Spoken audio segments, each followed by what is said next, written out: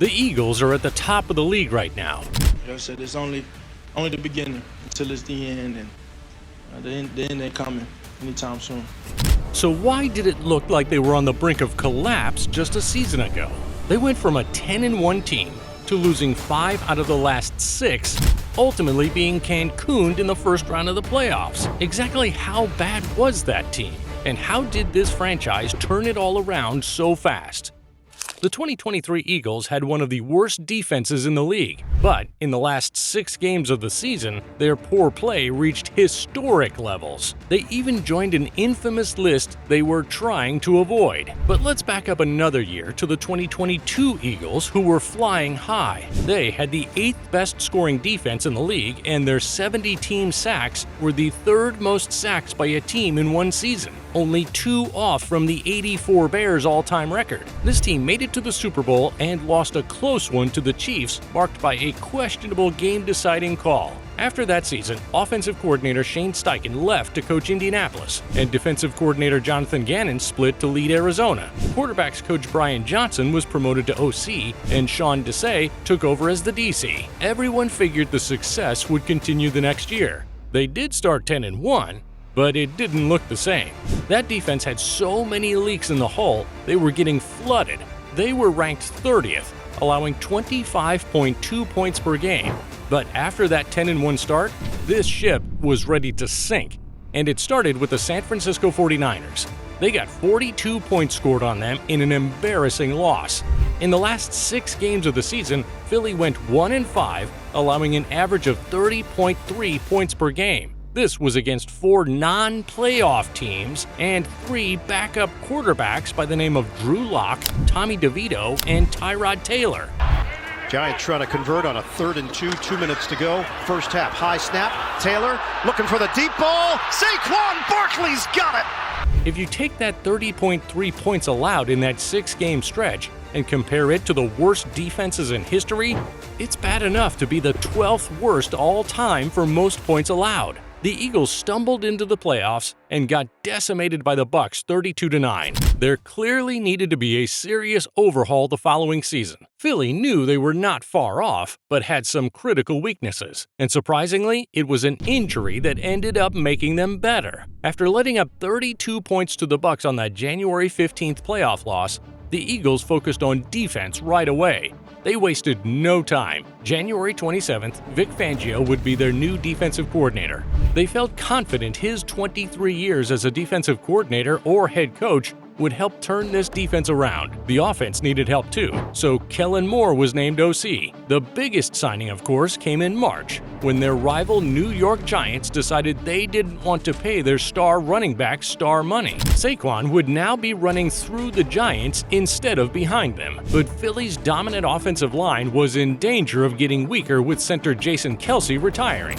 But they had an interesting solution. They moved their right guard, Cam Jurgens, over to the center position, and then filled his spot with a player who showed a lot of promise years ago, Mickey Becton. Becton was a first-round pick by the Jets in 2020, playing the tackle position, but never working out there. That Howie goes through the draft and goes through acquisition in the same way that I would. Who's the biggest, strongest dude? Yeah. Oh, you're a tackle? So what? Go ahead and get in there, Mekhi. You're going to play guard, and he is demolishing people. The Eagles were incredible at finding hidden talent. Another diamond in the rough went by the name of Zach Bond. A rotational player in New Orleans that was on the practice squad suddenly became a starting linebacker for the Eagles. Not just that, he ended up going first-team All-Pro. Philly also needed help when it came to the defensive back position. C.J. Gardner-Johnson was great for them in 2022, but left for Detroit. In 2024, the Eagles lured him back. They also decided to go for corners in the draft. With the 22nd pick in the first round, they got Quinyon Mitchell out of Toledo. And then a series of events caused Philly to get lucky. The 2024 draft went heavy on offense. The first defensive player wasn't taken until the 15th pick. This resulted in so many great defensive players being left on the board, like Cooper DeJean, who was ranked as the 19th best player in the draft by ESPN. He even started his freshman year in Iowa as a safety but moved to cornerback. NFL teams had doubts when it came to him as a corner, many viewing him primarily as a safety. And there was that season-ending injury when he fractured his right fibula, which caused him to miss the combine. Because of all this, no one picked him in the first round. Starting the second round, ESPN had him as the best available player, but still no takers until the 40th overall pick by the Eagles. They lucked out with DeJean's uncertainty and got 2 first-round caliber corners. All the additions looked great on paper. But there was another issue with the quarterback still lingering from last year. There was that terrible streak Jalen Hurts was desperately trying to end. The first 4 games of the 2024 season were tough. In addition to losing to Atlanta when they elected to pass instead of run at the end of the game, they started 2-2, and that new defense was still letting up 24 points a contest. Not much of an improvement from 2023's 25.2 points per game. Saquon was a revelation, averaging 108.7 rushing yards a game, but he had another gear he could kick into, if only they let him. And Jalen Hurts was turning the ball over like crazy. Dating back to the 2023 season, Jalen Hurts had turned the ball over in 7 of the last 8 regular season games, including each of the last 5. He then turned the ball over in every one of the Eagles' first 4 games the following season, meaning he had a streak of 9 straight games with turnovers at this point. In fact, in those first 4 games, he had 4 interceptions and 3 fumbles lost. Another key stat, he had 30 or more pass attempts in every one of those 4 games. Week 5 was the Eagles' bye week, where they did some soul-searching. Why were they throwing the ball so much when they had Saquon? Why weren't they trying to control possession of the ball and allow that defense to stay fresh? The next 9 games, Jalen Hurts never had more than 30 pass attempts, and his turnovers were cut down significantly. Saquon was running roughshod over everyone. His 108.7 yards per game improved to 125.3 per game.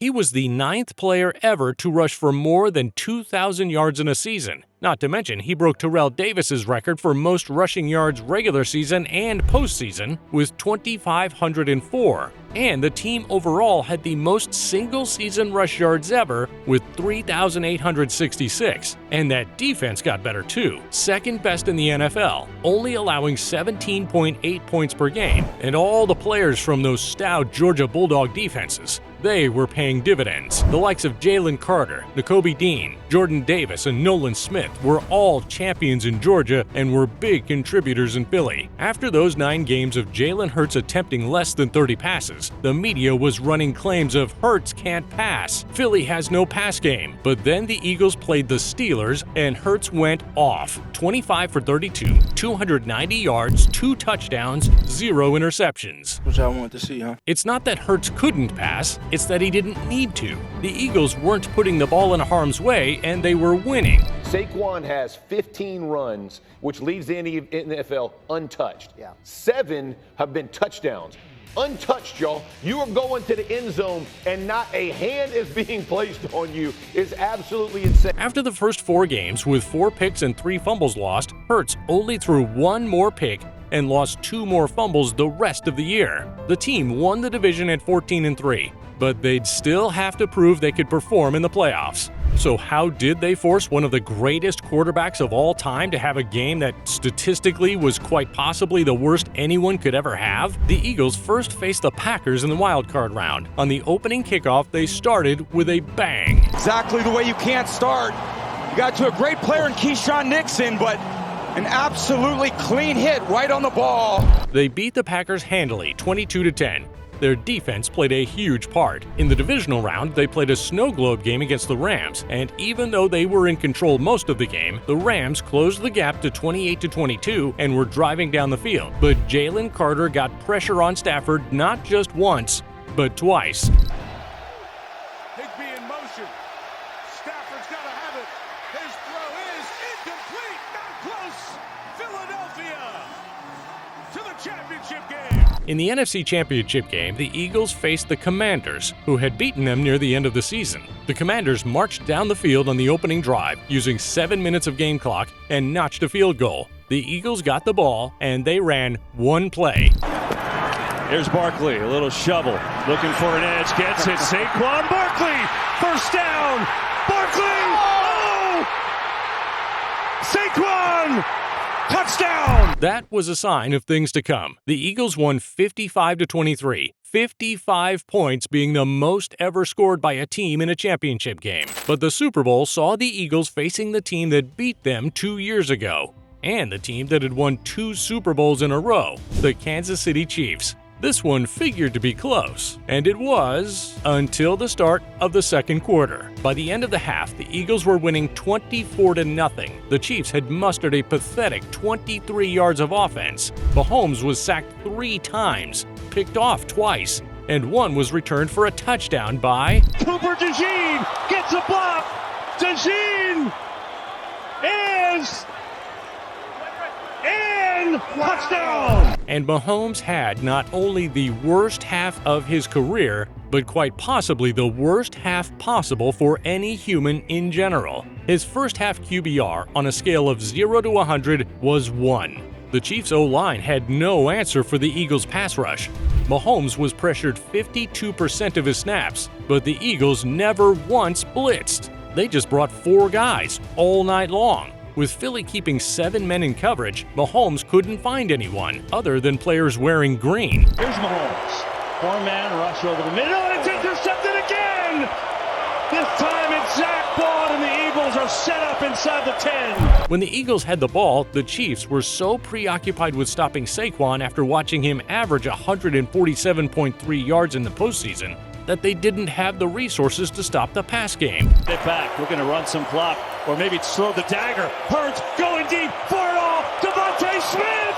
He has got it. Touchdown. Hurts carved Kansas City up on his way to Super Bowl MVP. The final score was 40-22, but this was not an accurate depiction of the story. With 2:40 left in the third quarter, the Eagles were up 34-0. When they got the second and third stringers some championship action.